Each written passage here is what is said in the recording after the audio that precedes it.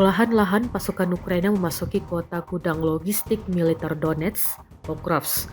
Sasaran terakhirnya adalah menyerang gudang logistik yang terpusat di desa Yazenevo yang masih dipertahankan pasukan Ukraina. Namun diperkirakan tak lama lagi desa tersebut akan lepas juga.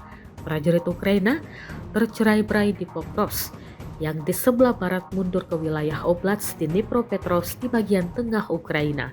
Para pejuang Kiev terpaksa mundur ke wilayah garis pertahanan terakhir yang melindungi Dnipropetrovsk karena terus terdesak dengan serangan Rusia yang unggul jumlah dan senjata.